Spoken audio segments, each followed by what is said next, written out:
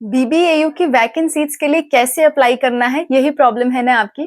तो चलो आज की वीडियो में इस प्रॉब्लम को सॉल्व कर लेते हैं। ठीक है, let's start. Hello everyone, welcome to Spark Up classes. This is Suman Yadav. आज हम देखने जा रहे हैं कि वैकेंसीज के लिए कैसे अप्लाई करना है।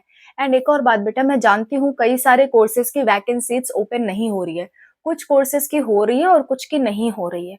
ठीक है, तो जिन कोर्सेज की ओपन हो रही है वो लोग जानते हैं, जिनकी नहीं ओपन हो रही है उसका कोई रीजन निकल के सामने नहीं आ रहा है।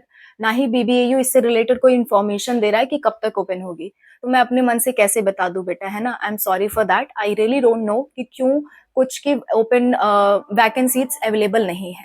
ठीक है, तो जिनकी वैकेंसीज अवेलेबल नहीं है प्लीज इग्नोर दैट एंड और please wait, might be some server issue हो। ठीक है, मैं अंदाजे ये बोल रही हूँ कि हो सकता है कुछ सर्वर इशू हो। ठीक है, अगर होता है तो कुछ टाइम में हो सकता है वो विजिबल हो। जब भी विजिबल होगा आई विल इन्फॉर्म यू। ठीक है, तो चलो देखते हैं कि वैकेंसीज के लिए अप्लाई कैसे करना है। देखो, वैकेंसीज के लिए आपको अप्लाई करने की कोई जरूरत नहीं है। जिन लोगों ने रजिस्ट्रेशन पहले ही कर रखा था सिर्फ वही लोग एलिजिबल है वैकेंसीज के लिए, बाकी कोई भी एलिजिबल नहीं है उस वैकेंसीज के लिए। ठीक है, तो आपको कैसे पता चलेगा आपका रजिस्ट्रेशन सक्सेसफुली हुआ था या नहीं। अगर सबसे पहली जो मेरिट लिस्ट आई थी, फर्स्ट मेरिट लिस्ट जो आई थी, उसमें आपका नाम था, यानी कि आपका रजिस्ट्रेशन सक्सेसफुली हो रखा है और आप वैकेंसीज के लिए एलिजिबल हो।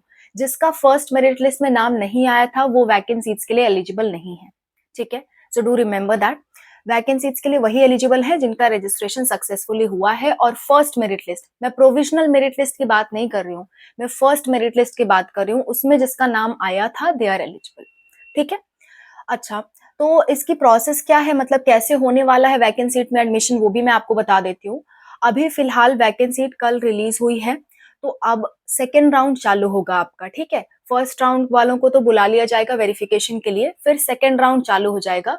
तो सेकेंड राउंड में जितनी भी वैकेंसी बची हैं वो जहां तक एडमिशन हुआ है उसके आगे वाले रैंक को ट्रांसफर हो जाएगी।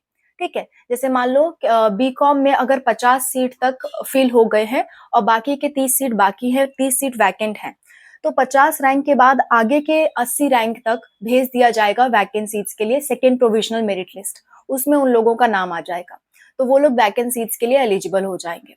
सो इट डिपेंड्स कि किसकी रैंक कहाँ पे एंड हुई है और कहाँ से आपके कोर्स की रैंक चालू हो रही है। जैसे आपने बीएससी के लिए भरा है, बीएससी फिजिक्स के लिए भरा है मान लेते हैं, तो बीएससी फिजिक्स या बीएससी बायोलॉजी जो भी आपने भरा है, मान लो 50 सीट तक भर चुकी हैं और 30 सीट बाकी हैं, तो 30 सीट आगे वाले बच्चों को ट्रांसफर की जाएगी।